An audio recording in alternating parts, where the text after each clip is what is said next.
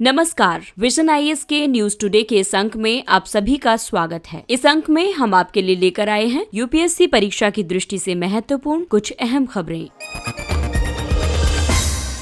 इस अंक की सबसे पहली खबर पर्यावरण से संबंधित है। हाल ही में भारत के 8 समुद्र तटों को अंतर्राष्ट्रीय ब्लू फ्लैग प्रमाण पत्र प्रदान किया गया है। इन 8 समुद्र तटों में गुजरात में शिवराजपुर, दमन एवं दीव में घोघला, कर्नाटक में कासरगोड और पदुबिद्री, केरल में कप्पड़, आंध्र प्रदेश में ऋषिकोंडा, ओडिशा में गोल्डन बीच तथा अंडमान एवं निकोबार में राधानगर बीच शामिल हैं। ब्लू फ्लैग बीच एक इको पर्यटन मॉडल है जो पर्यटकों या बीच पर आने जाने वालों के लिए स्नान के लिए स्वच्छ और साफ जल, मूलभूत सुविधाएं और सुरक्षित एवं स्वस्थ वातावरण उपलब्ध करवाता है और साथ ही क्षेत्र का सतत विकास सुनिश्चित करता है। ये प्रमाण पत्र डेनमार्क स्थित फाउंडेशन फॉर एनवायरमेंट एजुकेशन द्वारा प्रदान किया जाता है। ये प्रमाण पत्र 4 प्रमुख शीर्षकों के अंतर्गत 33 मानदंडों के आधार पर प्रदान किया जाता है। ये 4 शीर्षक हैं: पर्यावरण शिक्षा और सूचना, स्नान के लिए जल की गुणवत्ता, पर्यावरण प्रबंधन एवं संरक्षण तथा समुद्र तटों पर सुरक्षा और सेवाएं। आपको बता दें कि पर्यावरण, वन और जलवायु परिवर्तन मंत्रालय ने भी अपनी एकीकृत तटीय क्षेत्र प्रबंधन यानी ICZM परियोजना के तहत भारत का अपना इको लेबल तटीय पर्यावरण एवं सुरुचिपूर्ण प्रबंधन सेवा आरंभ किया है। इको लेबल तटीय पर्यावरण एवं सुरुचिपूर्ण प्रबंधन सेवा के मुख्य उद्देश्य तटीय जल के प्रदूषण को कम करना, बीच पर उपलब्ध करवाई जाने वाली सुविधाओं के सतत विकास को बढ़ावा देना है। इसके साथ तटीय पारिस्थितिकी तंत्र एवं प्राकृतिक संसाधनों की रक्षा और संरक्षण करना आदि भी मुख्य उद्देश्य हैं। ICZM तटीय क्षेत्रों के सतत विकास और प्रबंधन को बढ़ावा देता है। अगली खबर जलवायु परिवर्तन से संबंधित है। हाल ही में ग्लोबल कार्बन प्रोजेक्ट यानी GCP ने ग्लोबल नाइट्रस ऑक्साइड बजट जारी किया है। GCP ने अंतर्राष्ट्रीय नाइट्रोजन पहल के साथ संयुक्त रूप से वैश्विक नाइट्रस ऑक्साइड बजट प्रवृत्तियों और परिवर्तनशीलता को स्थापित करने और उसमें सुधार करने के लिए एक नई गतिविधि और वैज्ञानिकों का अंतर्राष्ट्रीय संघ सृजित किया है। नाइट्रस ऑक्साइड एक स्थायी ग्रीन हाउस गैस के साथ साथ एक ओजोन क्षयकारी पदार्थ भी है। ये गैस वायुमंडल में लगभग 116 वर्षों तक विद्यमान रहती है। ये कार्बन डाइऑक्साइड और मीथेन के बाद मानव जनित जलवायु परिवर्तन के लिए उत्तरदायी तीसरी प्रमुख ग्रीन हाउस गैस है। आइए अब नाइट्रस ऑक्साइड बजट के निष्कर्षों को जानते हैं। नाइट्रस ऑक्साइड 1980 के दशक की तुलना में वर्ष 2016 में 10% अधिक वैश्विक उत्सर्जन के साथ वृद्धिशील दर से वायुमंडल में संचित हो रही है। इस वृद्धि का प्रमुख कारण कृषि में नाइट्रोजन उर्वरकों का उपयोग है, जिसमें पशुओं के गोबर से बनाई गई खाद से निर्मित जैविक उर्वरक भी शामिल है। कृषि उत्पादन ने वैश्विक मानव जनित नाइट्रस ऑक्साइड उत्सर्जन में 2007 से 2016 के बीच लगभग 70% का योगदान दिया है। कृषि जनित नाइट्रस ऑक्साइड उत्सर्जन में पूर्वी एशिया, यूरोप, दक्षिण एशिया और उत्तरी अमेरिका अग्रणी हैं, जहां मुख्य रूप से संश्लेषित नाइट्रोजन उर्वरक का उपयोग किया जाता है। नाइट्रस ऑक्साइड के उत्सर्जन की उच्चतम वृद्धि दर उभरती अर्थव्यवस्थाओं, विशेष रूप से ब्राजील, चीन और भारत में परिलक्षित हुई है, जहां फसल उत्पादन एवं पशुधन की संख्या में अत्यधिक वृद्धि हुई है। यूरोप में उर्वरकों के अधिक उपयोग को सीमित करने के लिए विभिन्न नीतियों को लागू कर पिछले 2 दशकों में नाइट्रस ऑक्साइड उत्सर्जन को कम किया गया है। अगली खबर RTI से संबंधित है। बढ़ते बैकलॉग की वजह से सूचना का अधिकार अधिनियम प्रभावहीन हो गया है। सूचना का अधिकार अधिनियम 2005 की 15वीं वर्षगांठ को चिन्हित करते हुए centre for equity studies and अन्य द्वारा RTI के प्रदर्शन पर एक रिपोर्ट कार्ड जारी किया गया है। इसने RTI के संबंध में निम्नलिखित चिंताओं को प्रकट किया है। केंद्रीय और राज्य सूचना आयोगों के समक्ष 2,20,000 से अधिक मामले लंबित हैं। सूचना आयोग से संबद्ध कार्यालयों में बड़ी संख्या में रिक्तियां हैं। मुख्य सूचना आयुक्त और राज्य सूचना आयुक्तों की सही समय पर नियुक्ति में विफलता हुई है। मुख्य सूचना आयुक्त और अन्य सूचना आयुक्त पर्याप्त दंड आरोपित करने में सफल सिद्ध नहीं हुए हैं। इसके अलावा सूचना प्राप्त करने के इच्छुक आवेदकों की क्षति होने पर अल्प क्षतिपूर्ति का प्रावधान किया गया है। आइए जानते हैं RTI कानून के बारे में। RTI अधिनियम नागरिकों द्वारा सरकार या सार्वजनिक प्राधिकरणों के कार्यकलापों से संबंधित सूचना मांगे जाने पर उसे जारी करना अनिवार्य करता है। सामान्य तौर पर एक आवेदक द्वारा मांगी गई सूचना को लोक प्राधिकारी आवेदन प्राप्त होने के 30 दिनों के भीतर उपलब्ध कराएगा। यदि वांछित सूचना व्यक्ति के जीवन और स्वातंत्र्य से संबंधित हो तो उसे 48 घंटों के भीतर प्रदान किया जाएगा। इस अधिनियम के अंतर्गत सार्वजनिक प्राधिकरणों में केंद्र सरकार, राज्य सरकार या स्थानीय निकायों के तहत आने वाले सभी प्राधिकरण शामिल हैं। इसमें प्रत्यक्ष या अप्रत्यक्ष रूप से सार्वजनिक निधि द्वारा वित्त पोषित सिविल सोसाइटीज भी शामिल हैं।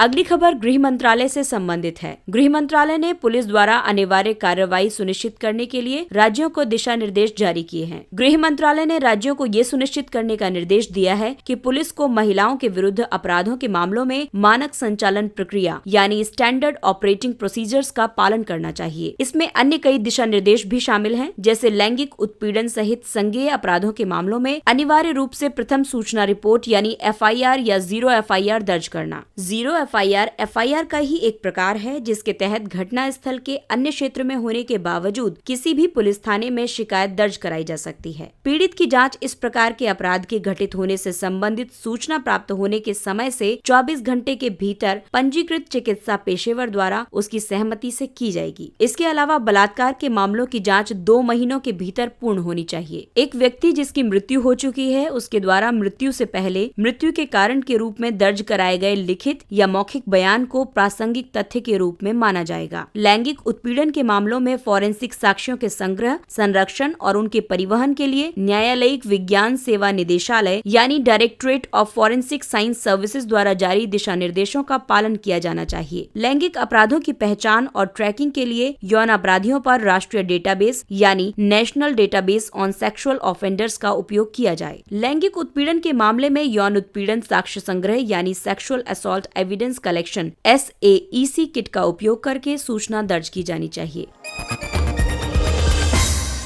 अगली खबर ऊर्जा से संबंधित है। सरकार द्वारा स्वच्छ कोयले के लिए 40,000 करोड़ रुपए का व्यय किया जाएगा। सरकार ने देश के कोयले के विशाल भंडार को विकार्बनीकृत करने के लिए नई प्रौद्योगिकियों के लिए 40,000 करोड़ रुपए का व्यय निर्धारित किया है। कोयले का स्वच्छ यानी पर्यावरण अनुकूल उपयोग खोजने के लिए इस प्रकार की एक पहल में कोल इंडिया लिमिटेड कोयले से तरल प्रौद्योगिकी का उपयोग करते हुए कोयले से मेथनॉल या मिथाइल अल्कोहल के निर्माण के लिए परियोजनाएं आरंभ करने की प्रक्रिया में है। CTL प्रौद्योगिकी, जिसे कोयला द्रवीकरण भी कहा जाता है, कोयले से तरल ईंधन बनाने की प्रक्रिया है। मेथनॉल का उत्पादन अप्रत्यक्ष कोयला द्रवीकरण प्रक्रिया का उपयोग करके किया जाता है। इस प्रक्रिया में पहले सिन गैस का उत्पादन करने के लिए वाष्प और ऑक्सीजन के साथ कोयले का गैसीकरण किया जाता है और उसके बाद सिन गैस को गैसोलीन और इथेनॉल जैसे हाइड्रोकार्बन ईंधन में परिवर्तित किया जाता है। Syn gas hydrogen, carbon monoxide और कार्बन डाइऑक्साइड का एक गैसीय मिश्रण है। मेथनॉल एक तरल रसायन है जो जल में घुलनशील होता है और आसानी से जैव निम्नीकृत हो जाता है। ये अल्कोहल नामक कार्बनिक रसायनों के समूह का सबसे साधारण सदस्य है। स्वच्छ कोयला प्रौद्योगिकियां उन्नत कोयला उपयोग प्रक्रियाओं की नई पीढ़ी हैं, जो कोयला निष्कर्षण, प्रसंस्करण और उपयोग की दक्षता और पर्यावरणीय स्वीकार्यता दोनों को बढ़ाने के लिए डिजाइन की गई है। उदाहरण के लिए कार्बन कैप्चर एंड स्टोरेज, कोयला गैसीकरण और फ्लू गैस पृथक्करण आदि।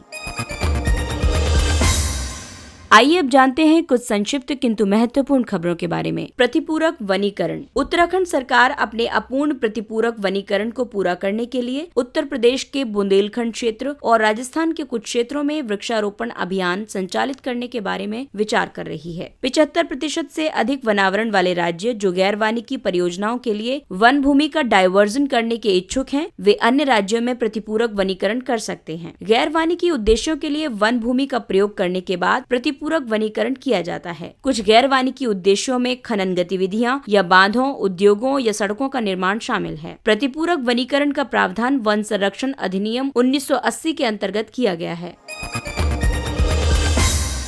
संघर्ष के समाधान के लिए मैड्रिड सिद्धांत। ये नागोर्नो काराबाख संघर्ष, जो कि आर्मेनिया और आर्मेनियाई लोगों के बीच के शांतिपूर्ण समाधान के लिए एक बुनियादी सिद्धांत है। इसे वर्ष 2007 में मैड्रिड में आयोजित यूरोपीय सुरक्षा एवं सहयोग संगठन OSCE की मंत्री स्तरीय परिषद में अपनाया गया था। OSCE विश्व का सबसे बड़ा सुरक्षा उन्मुख अंतर सरकारी संगठन है। इसमें 3 महाद्वीपों, जिसमें कि उत्तर अमेरिका, यूरोप और एशिया से कुल 57 सदस्य शामिल हैं। भारत इसका सदस्य नहीं है।